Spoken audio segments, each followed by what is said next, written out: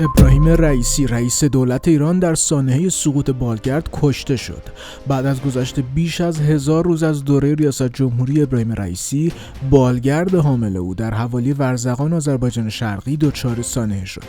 این حادثه باعث شد تا پرونده هشتمین رئیس جمهور ایران هم بسته بشه. رئیسی بعد از محمد علی رجایی و ابوالحسن بنی صدر کوتاه‌ترین دوره ریاست جمهوری رو داشت و عمر ریاست جمهوری او به 3 سال نرسید.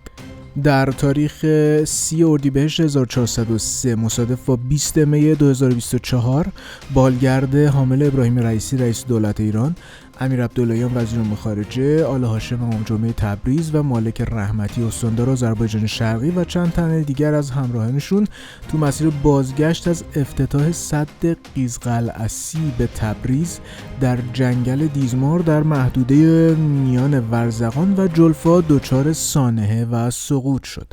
چند روز قبل از این حادثه بود که مرحله دوم انتخابات مجلس شورای اسلامی با پایین ترین نرخ مشارکت تموم شده بود و یک بار دیگه گمانه‌زنی‌ها درباره سرنوشت رئیسی و رقبای او برای انتخابات 1404 در حال گرم شدن بود که خبر سقوط هلیکوپتر حامل او پروندهش رو بست و تمام معادلات درباره آینده دستگاه اجرایی و مجلس خبرگان رهبری رو در ابهام فرو برد. خبر مرگ ابراهیم رئیسی و تیم همراهش تو این حادثه هوایی باعث ایجاد واکنش‌های گسترده در سراسر جهان در بین رسانه‌ها و کارشناسای مسائل مربوط به ایران شد. از سودانی نخست وزیر عراق در یک بیانیه ابراز تأسف کرد و خبر فوت غم‌انگیز ابراهیم رئیسی و حسین امیر عبداللهیان رو ضایعه‌ای برای رهبر و مردم ایران خواند. امیر قطر در شبکه اجتماعی خودش کشته شدن این افراد در حادثه سقوط بالگرد رو به دولت جمهوری اسلامی و مردم ایران تسلیت گفت. شهباز شریف نخست وزیر پاکستان به همراه ابراز تسلیت اعلام کرد که به عنوان نشانی از احترام یک روز عزای عمومی اعلام میکنه و پرچم کشورش نیمه افراشته خواهد بود. نارندرا مودی نخست وزیر هند هم در شبکه اجتماعی خودش برای فوت ابراهیم رئیسی اظهار تأسف کرد و گفت سهم او در تقویت روابط دوجانبه هند و ایران همیشه در یادها باقی خواهد ماند. در هند هم یک روز عزای عمومی اعلام شد. وزارت امور خارجه چین هم در بیانیه اعلام کرد که شی جینگ پینگ رئیس جمهوری اون کشور با ابراز تأسف از مرگ ابراهیم رئیسی از او به عنوان دوست خوب پکن یاد کرده.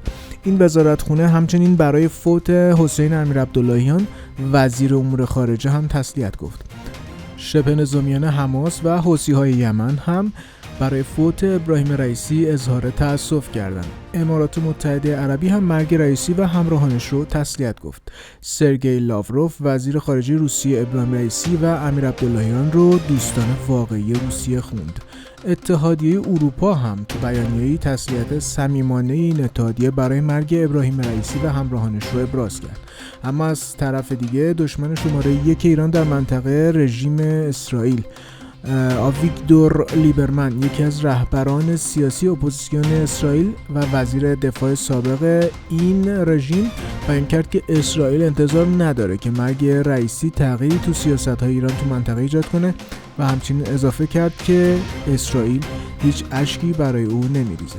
محمد صالح جوکار رئیس کمیسیون امور داخلی مجلس اعلام کرده که بر اساس قانون اساسی معاون اول رئیس جمهور در صورت فوت یا عزل رئیس جمهور با موافقت رهبر وظایف اون رو بر عهده میگیره.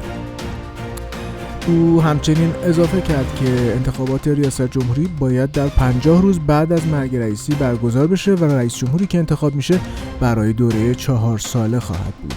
در حال حاضر محمد مخبر به عنوان معاون اول رئیس جمهور با مجوز رهبر جانشین رئیس دولت شده.